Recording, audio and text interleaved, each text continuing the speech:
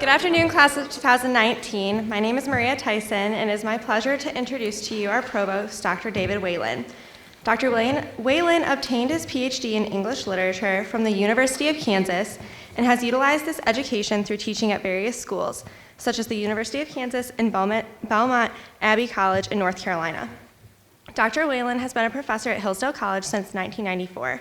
He currently enjoys teaching great books courses, as well as classes on Renaissance literature, the English novel, and the history and literature of liberal education. Dr. Whalen has also published many articles addressing topics such as Victorian prose, Renaissance poetry, educational philosophy, and the writings of John Henry Newman. Among other awards, he has received a Salvatori Fellowship from the Heritage Foundation and a Weaver Fellowship from the Intercollegiate Studies Institute. Dr. Whalen and his wife, Janet, have 11 children and reside in nearby Quincy, Michigan. Please join me in welcoming Dr. David Whalen.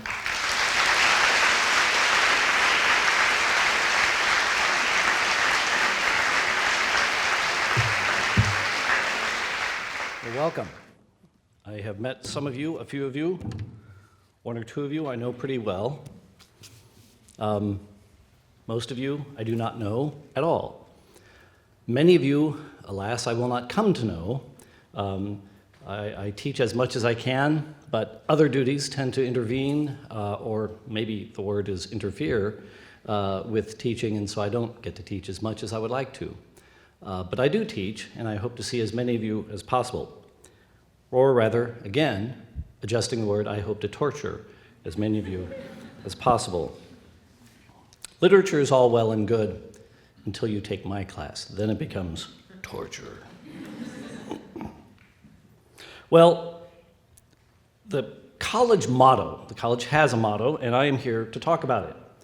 But let us detour through a kind of prolegomenon, a preliminary kind of meander, a digression to begin with. We haven't even gressed yet, but we're going to digress.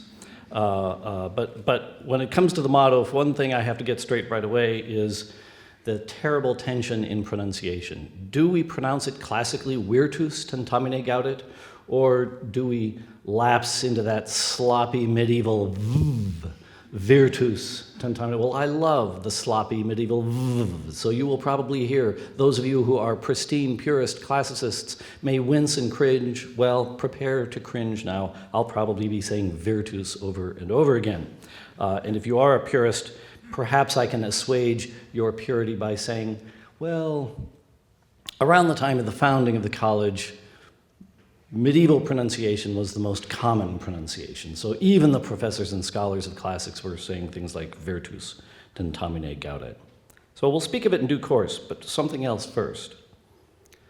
You have all been very warmly welcomed. You have been encouraged in many ways. You have been cheerily greeted, partied. You've been assured that while a bout of nerves is understandable, you are engaged in a most ordinary of human, certainly most ordinary of American practices, something thousands upon thousands of people do every year, go off to college. So in a word, it is usually said, you should fear not. Well, at the risk of being alarming, let me say fear. Now, you think I'm being witty or melodramatic, but I am not. I am in deadly earnest. You really ought to be afraid. You ought to be quite scared because, in fact, and again, no melodrama, I am petrified. No, I'm not petrified because it's not a public speaking thing. I'm petrified, as I tell my students on the first day of class, because what's going to happen here matters so desperately much. It is utterly and dangerously serious. Things are hard. You've heard a lot about that, right? How hard it is and how tough it is. The president of the college likes to recruit students. Do you know how? Some of you know by direct experience. He likes to recruit students by telling them, don't come. It's too hard. You'll have an easier life elsewhere. You go someplace else. You'll have more fun. Don't come. And of course, the more serious students immediately want to come. But that's not what I mean, not just because things are hard, but as I say, because they matter. What do I mean by they matter? Think about it. What's going to happen here? By here, I mean at college. We are messing with your minds, okay? Really messing with them. We are reaching in between your ears and rearranging everything.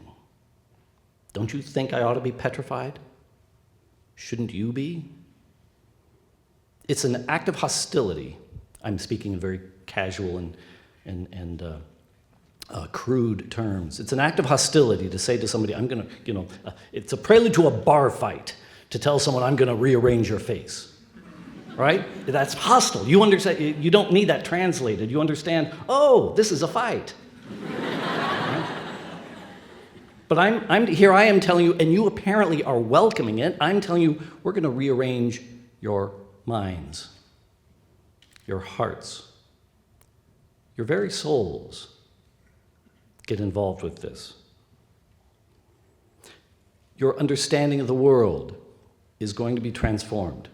The very torque and heft of your casual thinking is going to alter. It will be, 4 years from now, unrecognizable as compared to the casual flow of random thought you experience today. Everything depends on what we're doing here. I really mean that.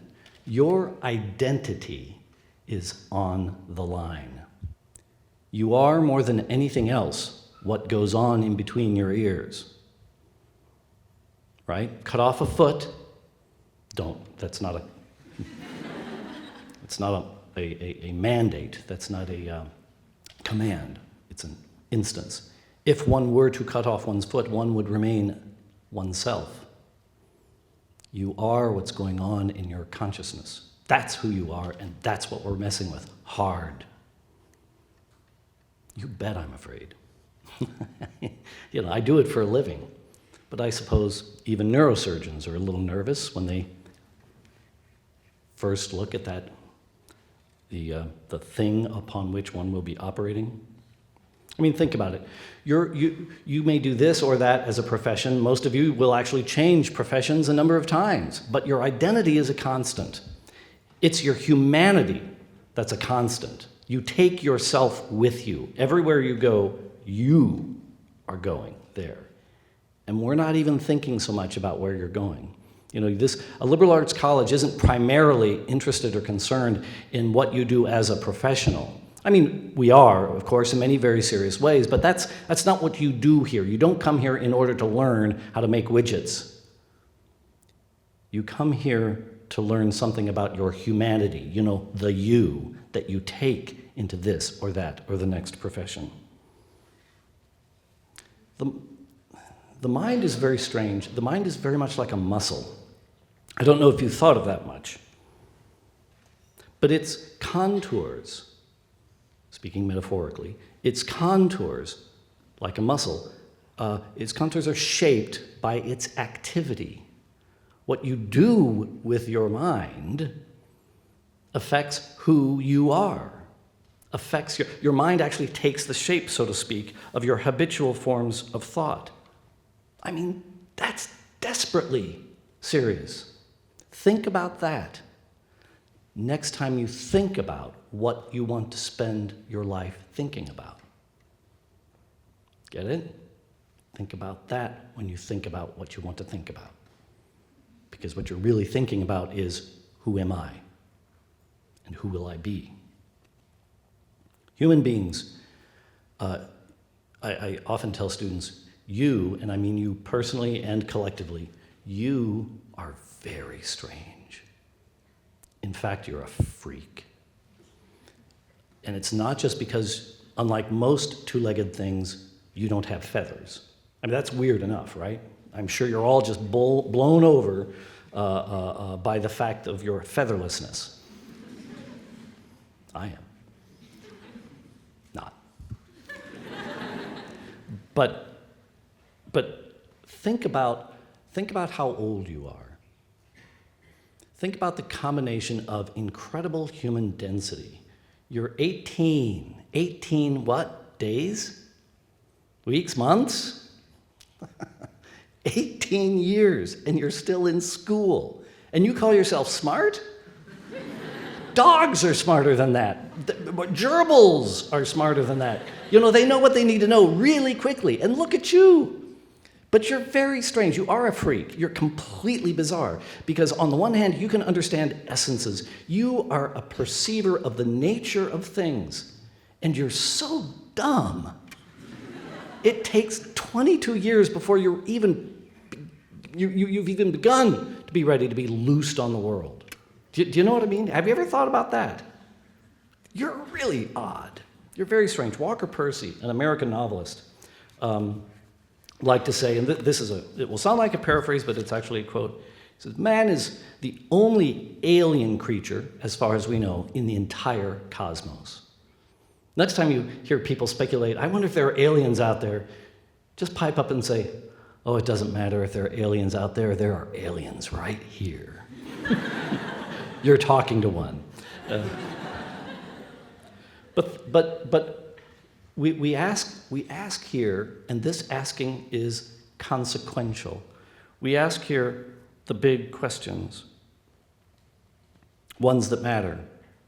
We ask, what is the truth? It's kind of a famous question. What is real, and how do you know? What kind of a thing is a human being? You are one. Shouldn't you know what you are? What is goodness?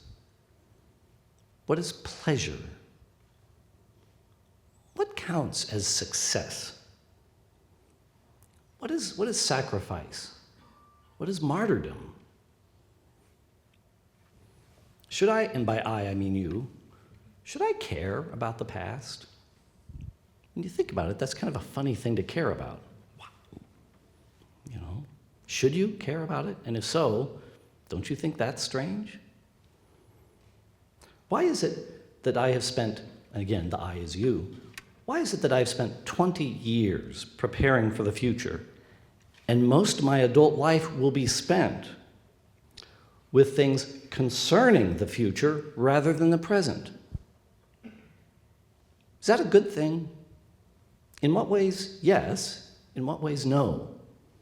What is it about the haunting nature of futurity that absorbs so much of our lives? Man, that's very strange. How do the natural processes of the world, those of you, who think, oh, all that gaseous abstraction, let's get concrete. Okay, fine, let's get concrete. How do the natural processes of the world work? Why do they work that way? Even better, you probably saw this one coming. Is my understanding of the working of the natural processes of the world just another instance of the working of the natural processes of the world, or is there something else involved, or a combination of things? What about that? Ugh. So I'm asking you to be a little afraid, a lot afraid. Not paralyzed, not, traumatized. You may get out of bed in the morning. No, not may. You must get out of bed in the morning, right? But I do think you should be a little concerned with what's going to happen between your ears. I remember, do you mind if I step away from this? I'm going to speak loudly. If you can't hear, signal, do something. Throw a piece of paper at me, let me know. But I'm usually pretty good at getting to the back.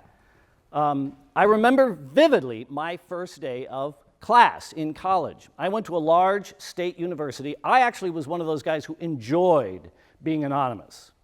I don't think it's the best thing by a long shot, but I was 18.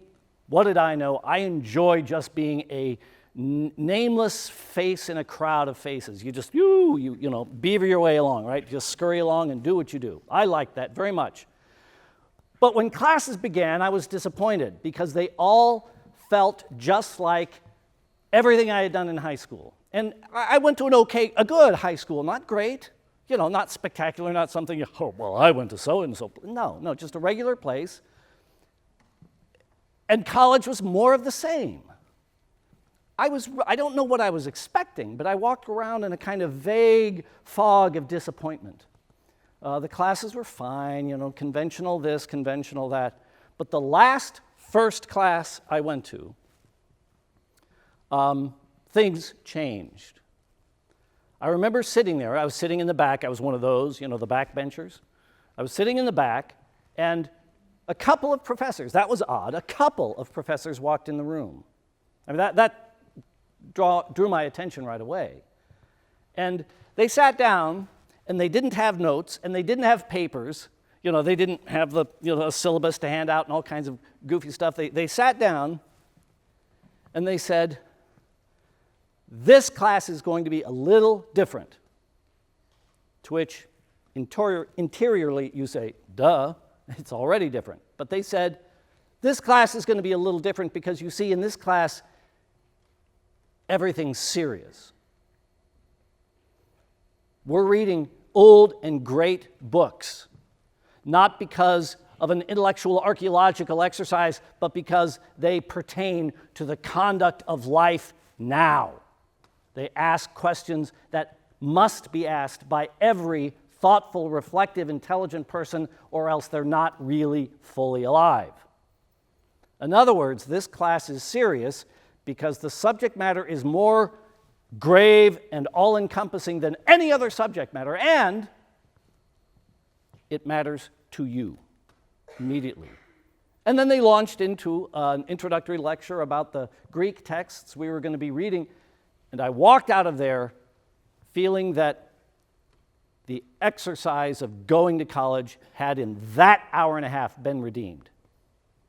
Now there was something to look forward to all semester long, okay?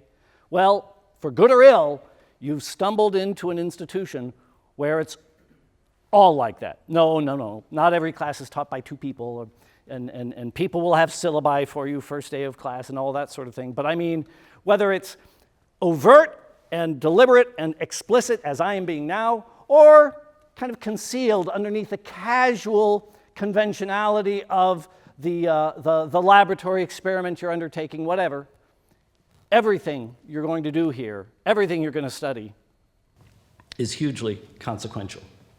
It is, in fact, an adventure.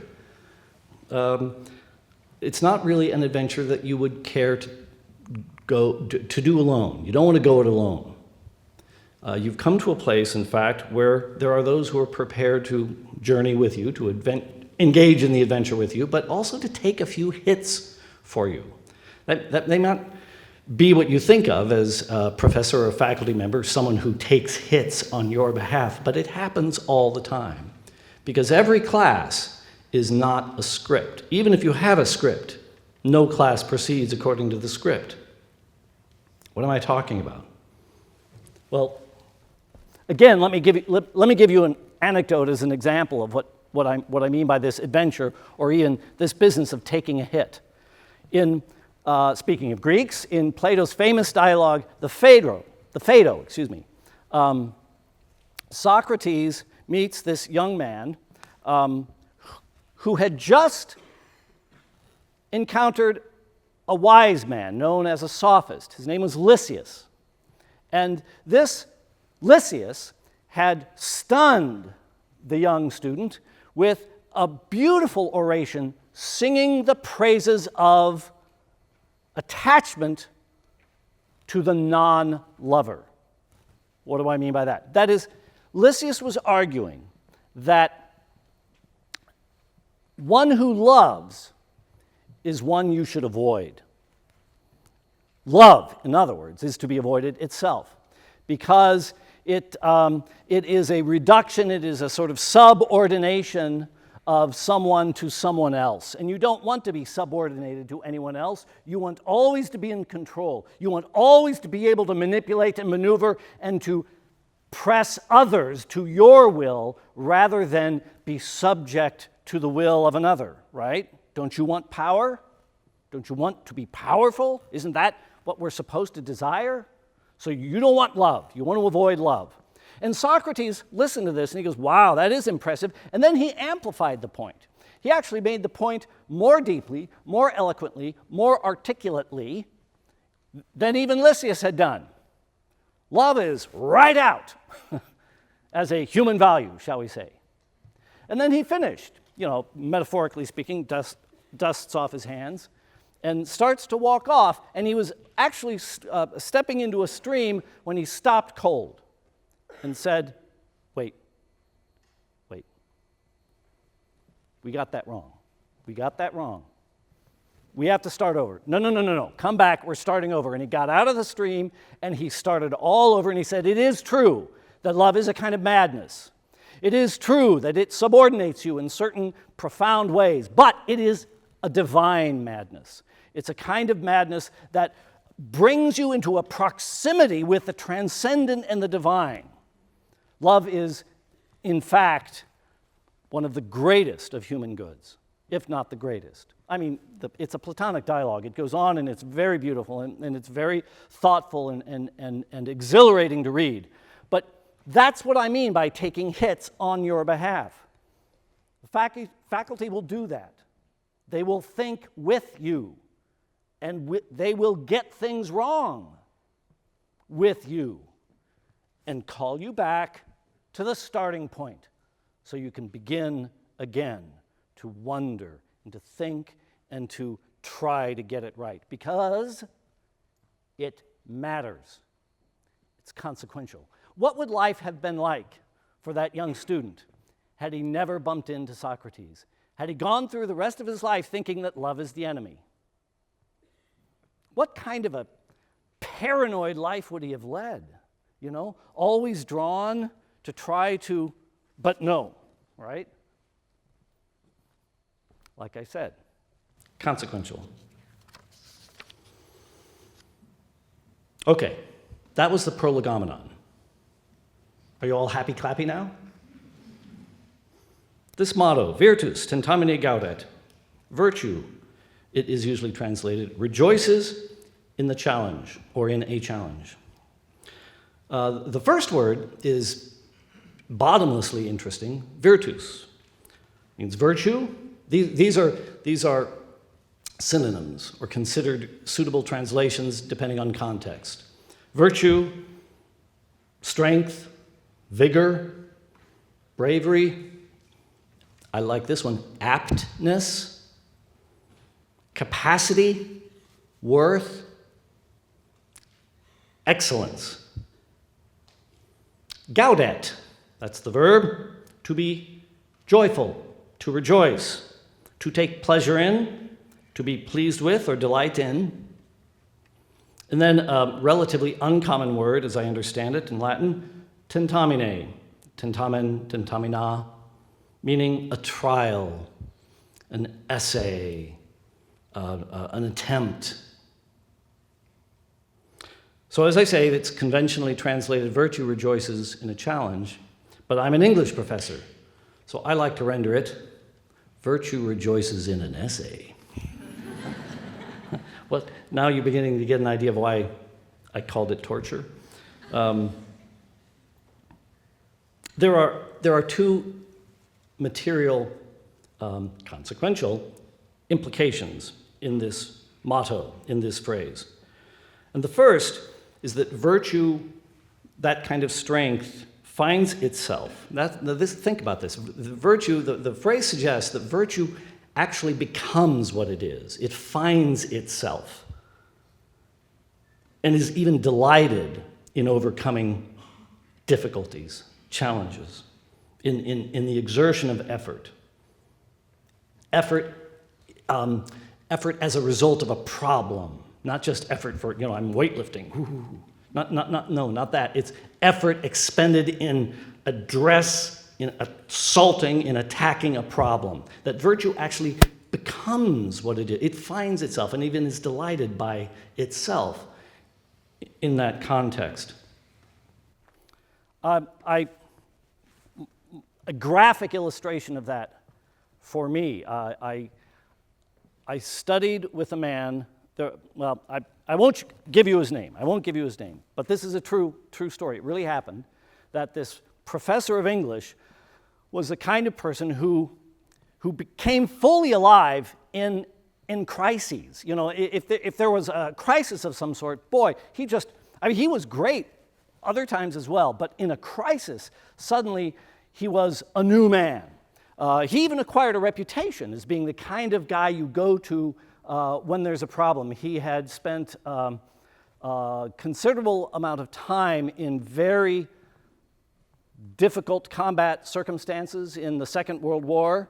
I won't give you any more details. It would distract from the story. So there was a graduate student, a young woman, who made some very bad, what's the euphemism? How do they put that? Who made some bad choices, right? She made some mistakes. She started hanging out with the wrong kind of guy, a drunk, a violent drunk, okay? So she throws him out. I guess they were shacking up. She throws him out. I said some bad choice, okay? She tosses the guy out. He gets drunk periodically, comes back, and the next day she's beaten up, she's bruised. This is not a happy story, right? Bad stuff. She was a graduate student. She went to this guy, this professor. She happened to live about an hour from the university. The day she told him what was happening to her, he drove every evening an hour to her house and sat with her till, past the danger hour, past 1 a.m. or whatever, and then drove home. He sat in the house night after night for about a week, and then the guy came back, crashing in through the back door, bellowing like an enraged bull, drunk out of his mind, violent even in his language. This professor pulled a handgun and met him in the kitchen. The guy was smart enough to drop to the floor on command. And after he had done this, the professor told the graduate student lady, tie him up with extension cords. She probably didn't have a lot of rope hanging around. So she got some extension cords and she roped him up, hands and feet, and then Frank, you shouldn't have said that. Frank, he said, now call the cops. And while she was calling the cops, he went to the bathroom with his handgun, lifted the lid on the back of the toilet, dropped the handgun into the toilet tank, put the lid back on. The cops come rolling in, and this guy is still bellowing, but now he's bellowing, he threatened me with a gun, he assaulted me, he threatened me with a gun. And the cops look at this professor who simply held up his hand like this. The cops nod knowingly, hauled the guy away. That's what Virtus Tentamine Gaudet means, right? Coming alive in a crisis, really alive, and not in a silly sort of, gosh, I love it when people try to beat me up way.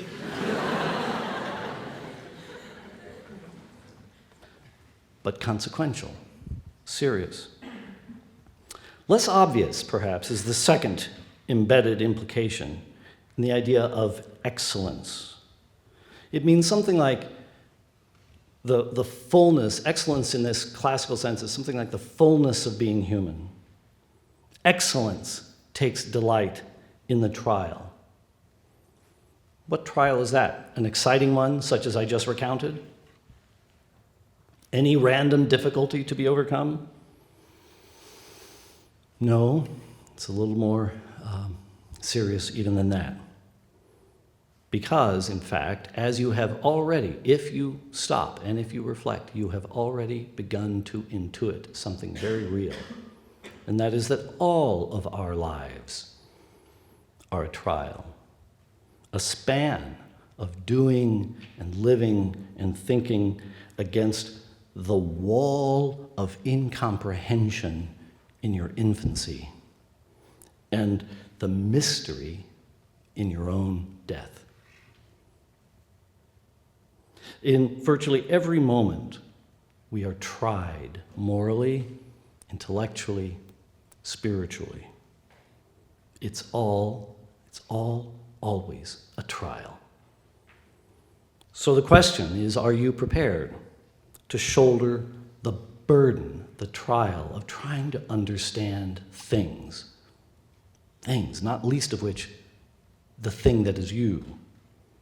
The burden of your own humanity and its awful moral significance. Edna St. Vincent Millay, wonderful little sonnet, begins, Euclid alone has looked on beauty bare. It's not because he had the best eyesight. Can you essentially rise to Euclid's challenge and face beauty, bare beauty, so great that, like the lover in Plato's dialogue, it calls you to a kind of hunger for the transcendent. In this admittedly wide and encompassing view, Virtus Tentamine Gaudet really does extend to the whole of human life, actually rising to delight in the trial of human life, this burden. And then, when that delight takes hold, you know what happens to the burden. It disappears, or rather, it isn't felt as a burden anymore. So keep that in mind. It begins tomorrow morning. But before we part today, I have one more point to make. There are essentially two models of learning, and you are all besotted with one of them, and it's the wrong one. Try as you might, you are all possessed of the idea that learning is like filling an empty bucket. Except it's not water that you fill the bucket with, it's data, it's information. It's the mental equivalent, however, of gassing up, and it's just about as exciting. You know, just insert the... You all think about how you talk about learning.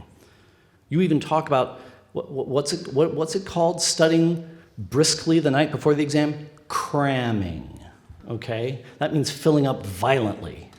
It's your model, don't deny it, don't deny it. Related to that idea that education or learning is just data filler up, is the idea that learning is just a ticket to some kind of job. You know, you get a higher education so you can just get a job and realize 30% aggregated income over a lifetime.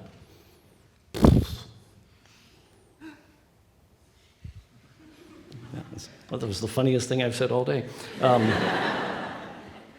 A bilabial fricative, really funny. It's a mistake. It's like okay, now I hope I don't step on any toes, but it's like dancing for the sake of health. Do you know how that works? Here's why you should dance. Increases the heart rate, acquire greater agility, limber up. The other kind of learning is what I've been talking about already. Trying to wrap your mind around the things that are. Okay? What is liberty? What is justice? How does the world work? What is God? Is God a useful concept? Is that the right question? The kind of formation of mind and character you will take with you, as I said at the opening, your entire life. It's the kind of learning alluded to in a short poem by Robert Frost titled Take Something Like a Star, and it goes like this. O star, the fairest one in sight, we grant your loftiness the right to some obscurity of cloud. It will not do to say of night, since dark is what brings out your light. Some mystery becomes the proud, but to be wholly taciturn in your reserve is not allowed. Say something to us we can learn by heart, and when alone, repeat. Say something, and it says, I burn. But say with what degree of heat, Talk Fahrenheit, talk centigrade, use language we can comprehend. Tell us what elements you blend. It gives us strangely little aid, but does tell something in the end. And steadfast as Keats' eremite, an eremite is a hermit, and steadfast as Keats' eremite, not even stooping from its sphere, it asks of us a little here. It asks of us a certain height. So when at times the mob is swayed to carry praise or blame too far, we may take something like a star to stay our minds on and be stayed. Welcome to Hillsdale College. See you in class tomorrow morning.